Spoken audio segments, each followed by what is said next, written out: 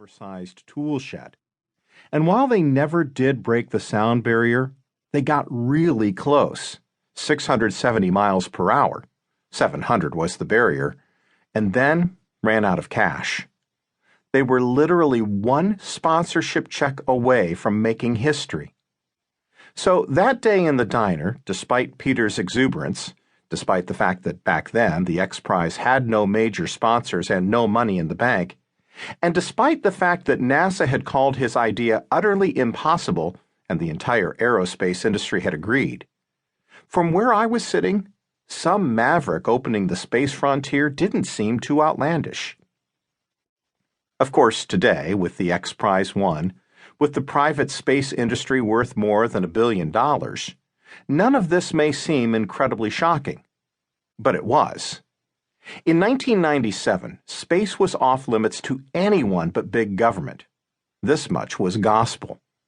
Yet I left that diner absolutely certain that sometime in the next decade, the far frontier would open for business. I also left the diner a little gobsmacked. In less time than it took to drink a cup of coffee, a paradigm had shattered. Science fiction had become science fact. On the way home, I started to wonder about other paradigms. After all, if private spaceships were possible, what about all the other sci-fi mainstays? What about bionics, robotics, flying cars, artificial life, life extension, asteroid mining? What about those more ephemeral topics, the future of human evolution, the possibilities of downloadable consciousness? I made a long list, and that list defined large parts of the next 2 decades of my career. Tomorrowland is the result of that journey. The pieces in this book come from an assortment of major publications, the New York Times, Wired, Atlantic Monthly, to name a few, and all were penned between 2000 and 2014. They are all investigations into those moments when science fiction became science fact and the massively disruptive impact those moments have on culture. Because of the blitzkrieg rate of change in today's world, few of these stories appear exactly as they ran. Instead, I've updated the science and technology, so unless the tale is historical in nature, the information contained in this book is as current as possible. Furthermore, to help make better sense of things, I've also broken these stories into 3 categories. The first grouping, The Future in Here, is about us, an examination of the ways science and technology are fundamentally altering you and me.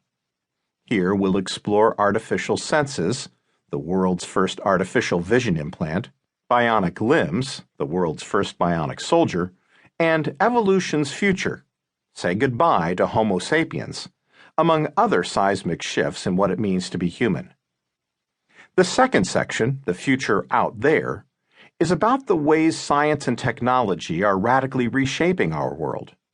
Here we'll cover everything from on-world paradigm shifts, like the birth of the world's first genetically engineered insect, to off-world paradigm shifts, like the birth of the asteroid mining industry. Finally, in The Future Uncertain, we'll examine the gray areas, those explosive collisions between science and culture.